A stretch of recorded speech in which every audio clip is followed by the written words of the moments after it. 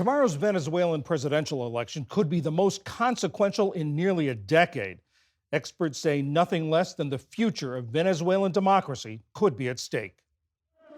The nation's increasingly authoritarian president, Nicolas Maduro, is running to extend his time in the office he assumed in 2013.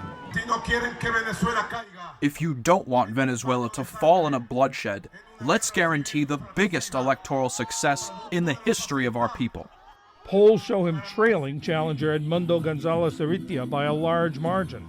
Gonzalez was an obscure retired diplomat with no political aspirations until a coalition of opposition parties picked him as its candidate.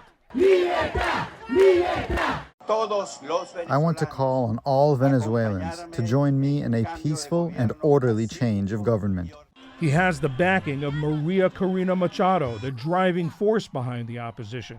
After winning a primary with more than 90% of the vote, the Maduro government banned her from running. This moment we are living is the closing of a cycle of chaos to begin an era of order and stability and security. Together, they've energized voters by promising to reestablish democratic institutions and end the economic and human rights crises that have led more than 7 million Venezuelans to leave the country over the past 10 years.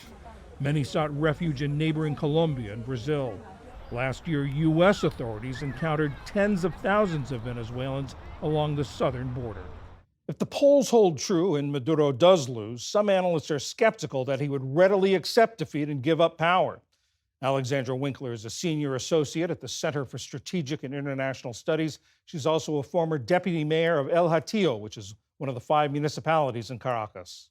Why is this election so important? Why is it so crucial and people are watching it so closely? John, expectations for tomorrow's elections are astronomical because there is so much at stake. It's democracy, it's liberty, it's human rights, it's freedom of association, expression. And I think the most important thing that is on the ballot tomorrow is the reunification of many Venezuelan families who had to be separated because of migration. As we said at the beginning, there's over 7 million Venezuelan migrants already across the world, and people are going to the ballot box tomorrow to bring back their brothers, their sisters, their parents, their kids, because that's what Venezuelans want the most, to be back together as a family in a democratic and progressing nation. We saw the pictures of the rally in the tape, and also I've read reports of the rallies that particularly Ms. Machado is holding, that she has to sort of sneak in. Yeah.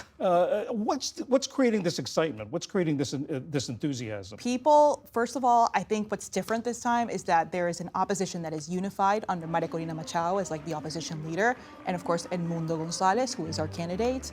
People trust those opposition leaders. And second, people really want to go to vote tomorrow to make change, to really have their voices heard, because they're tired of hyperinflation, they're tired of food scarcity, they're tired of not having water, electricity, they're tired of political persecution of their loved ones.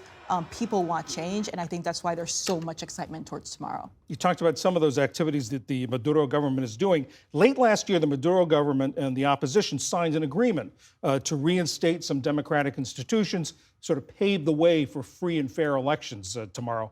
What happened to that agreement? I mean, the fact is that there has been no free and fair elections. Maria Corina Machado was chosen in primaries as the opposition leader, and Maduro did not let her run.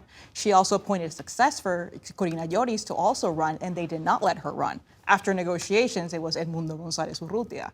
We can't forget that at least of those 8 million, almost 7 million, 8 million migrants that are outside of the country, around 4 are permitted to vote, and the regime did not allow them to register to vote. So there's 4 million people tomorrow who can vote from the diaspora who can't vote. So these are not free and fair elections, and those conditions have not been respected at all. Will there be international observers tomorrow? I mean, there are a couple of international observers, but if you see yesterday, the Maduro regime gave orders to deport different ex-presidents from Mexico, from Bolivia, from Panama, senators from the European Union, from Colombia. People were going to go travel to Venezuela, and the Maduro's regime command was, make sure they get off the plane or don't let that plane kick off, because they don't want the international community to see that they're going to lose tomorrow. With the skepticism of Maduro, whether Maduro would acknowledge defeat, what are the range of responses we might see come Monday morning? He has shown no indication of wanting to admit defeat, but But I think it's going to be very hard to say that he won if polls across Venezuela, nationally and internationally, are giving Maria Corina Machado and Edmundo Gonzalez at least a 25 to 30 point advantage.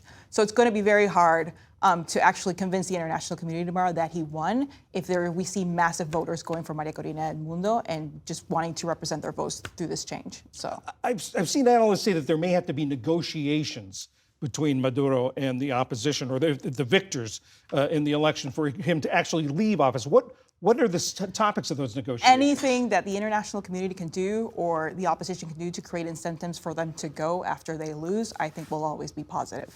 Of course, there will be conversations after the election because there will be a 6-month period of transition in which we hope that the regime will allow a peaceful and orderly transition in order to reach that democracy when they're sworn into the presidency. So there will continue conversations, but what's going to be very clear is that the opposition is probably going to win tomorrow. Now, the United States and Venezuela haven't had diplomatic relations since 2019. What are the implications for the United States in this election? So for the United States in this election, migration's on the ballot. And if we want people to stop fleeing from this country and stop fleeing from all of this disaster, we really need to stop Maduro. So I do think that there is a direct correlation with this election. And if we don't bring Venezuela's prosperity and democracy back, then we will see that migration uptick very quickly. Alexandra Winkler, thank you very much. Thank you.